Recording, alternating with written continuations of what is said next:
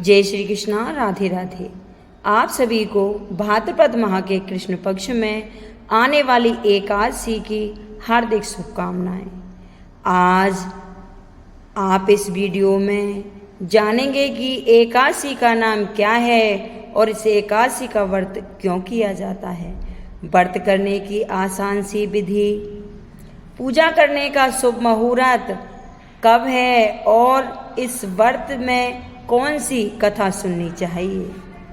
यह सब कुछ जानने के लिए वीडियो को अंत तक ध्यान से जरूर सुनना। एकादशी का व्रत हिंदू धर्म में सबसे श्रेष्ठ माना गया है। एकादशी का व्रत श्री हरि विष्णु को समर्पित है। जो भी मनुष्य एकादशी का व्रत करते हैं उन्हें भगवान विष्णु का विशेष रूप से आशीर्वाद प्राप्त होता है। भाद्रपद माह में आने वाली एकादशी को अजा एकादशी के नाम से जाना जाता है। मान्यता के अनुसार अजा एकादशी के दिन व्रत रखकर बड़ी ही श्रद्धा भाव से भगवान श्री हरि विष्णु और माता लक्ष्मी की पूजा अर्चना करने से समस्त पापों का नाश होता है। यह एकादशी अश्वमेघ यज्ञ का फल देने वाली होती है। एकादशी के दिन व्रत उपवास रखकर रात्रि को जागरण करके श्री हरि विष्णु का पूजन अर्चना करके ध्यान करना चाहिए। आज एकादशी का व्रत रखा जाएगा। इस व्रत को रखने वाले जातक सभी कष्टों से मुक्ति को पा जाते हैं और भगवान विष्णु और माता लक्ष्मी का आशीर्वाद पाते हैं। इस व्रत को करने से सुख शांति मिलती है, सभी कष्टों से मुक्ति मिल जाती है। अजा एकादशी के दिन भगवान श्री हरि विष्णु के केशव स्वरूप की पूजा की जाती है, जिससे व्रत रखने वाले को शारीरिक, मानसिक या अन्य किसी प्रकार के कष्ट नहीं मिलते। यह व्रत ज़्यादातर महिलाओं द्वारा किया जाता है। इसका महत्व यह है कि इस व्रत को करने से पुत्र रत्न की प्राप्ति होती है, पुत्र को हो रही व्याधि तथा कष्टों का निवारण होता है। अगर किसी महिला को संतान की प्राप्ति नहीं हो रही है तो उन्हें यह व्रत अवश्य करना चाहिए। इस व्रत को करने से पुत्र रत्न की प्राप्ति के साथ पुत्रों को कोई भी कष्ट हो रहा हो वह सब समाप्त हो जाता है। इस साल 2024 में अजा एकादशी का व्रत 29 अगस्त गुरुवार को रखा जाएगा। अजा एकादशी का व्रत उदिता तिथि से मान्य होता है, इसलिए अजा एकादशी 29 अगस्त 2024 गुरुवार को मनाई जाएगी। भाद्रपद कृष्ण पक्ष की एकादशी तिथि शुरू हो रही है 29 अगस्त 2024 को प्रातः 1:19 से और इसका समापन है 30 अगस्त 2024 प्रातः 1:31 पर। और पूजा का शुभ मुहूर्त है सुबह 6:06 से और सुबह 10:53 तक। व्रत का पारायण किया जाएगा। 30 अगस्त समय रहेगा सुबह 7:49 से सुबह 8:40 पर 30 अगस्त को। व्रत कथा का बहुत ही बड़ा महत्व है। जो भी माता बहनें व्रत करती हैं उन्हें व्रत कथा अवश्य सुननी चाहिए। अगर व्रत कथा नहीं सुनते तो हमारा व्रत पूर्ण नहीं होता और हमें व्रत का फल भी नहीं मिलता। तो आइए शुरू करते हैं अजा एकादशी व्रत कथा।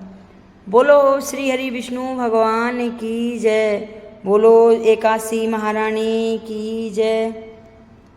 कथा प्रारंभ करने से पहले सभी माता बहनों से अनुरोध है कि कमेंट बॉक्स में श्री हरि विष्णु और एकादशी माता की जय जरूर लिखें। कथा को ज़्यादा से ज़्यादा शेयर करें जिससे मेरी व्रत रह रही सभी माता बहनों के पास ये कथा पहुंच जाए। बोलो विष्णु भगवान की जय।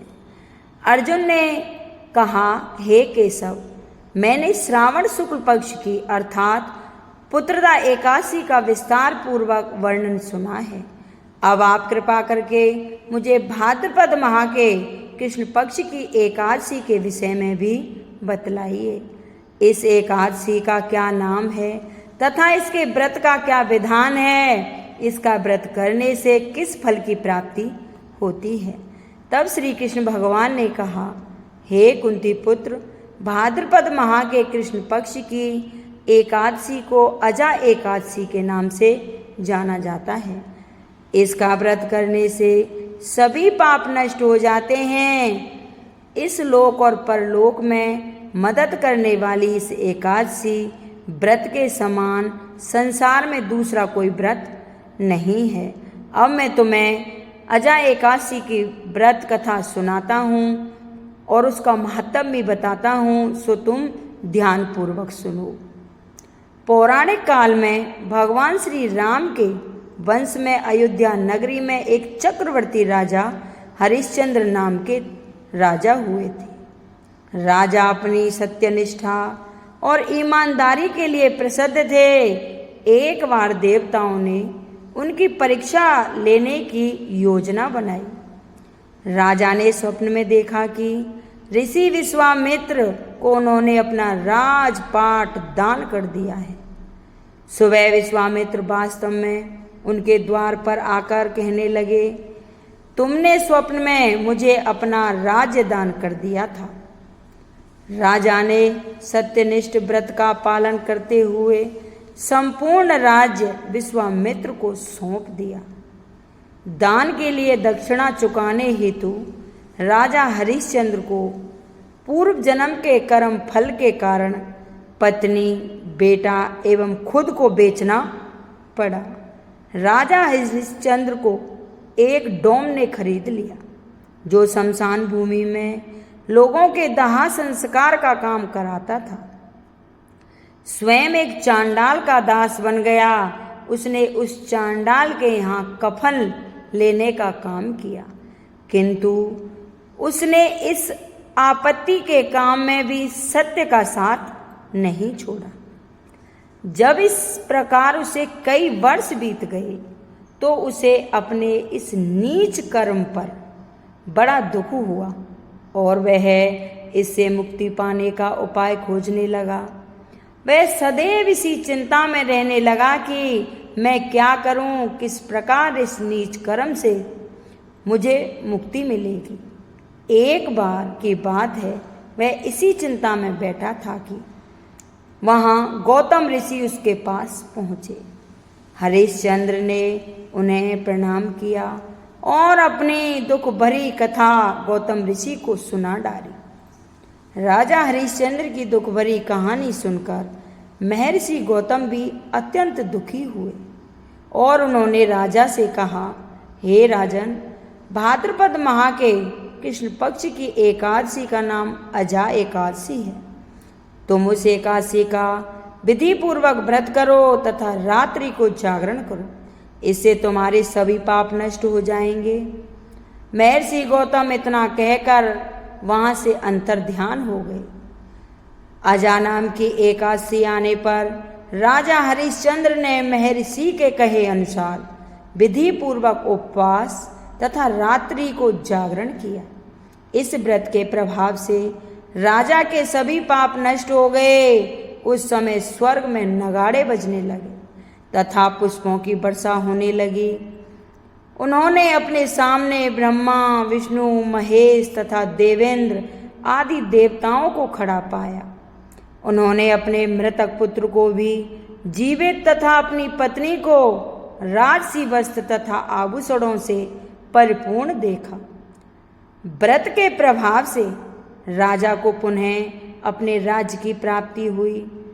वास्तव में एक ऋषि ने राजा की परीक्षा लेने के लिए यह सब कौतुक किया था, परंतु अजा एकादशी के प्रभाव से ऋषि द्वारा रची गई सारी माया समाप्त हो गई और अंत समय में हरिश्चंद्र अपने परिवार सहित स्वर्गलोक को गए। हे राजन, यह सब अजा एकादशी का व्रत का प्रभाव था। जो मनुष्य इस उपवास को विधि पूर्वक करते हैं तथा रात्रि को जागरण करते हैं, उनके सभी पाप नष्ट हो जाते हैं और अंत में वे स्वर्ग को प्राप्त करते हैं। इस एकादशी के व्रत की कथा के श्रवण मात्र से ही अश्वमेध यज्ञ के फल की प्राप्ति होती है। कहते हैं प्राणी को ईश्वर के प्रति पूरी निष्ठा रखनी चाहिए। कठिन परिस्थितियों में भी जो सत्य का मार्ग नहीं छोड़ते वे स्वर्ग के अधिकारी होते हैं। सत्य की परीक्षा कठिन परिस्थितियों में भी होती है, अतः ईश्वर पर पूर्ण विश्वास रखते हुए सत्य का पालन करना चाहिए। यह अजय एकादशी व्रत की कथा थी। अगर किसी माता बहन को अच्छी लगी हो तो इसे लाइक करें, शेयर करें, सब्सक्राइब करें और कमेंट बॉक्स में जय एकादशी महारानी की जरूर लिखें। बोले एकादशी महारानी की जय।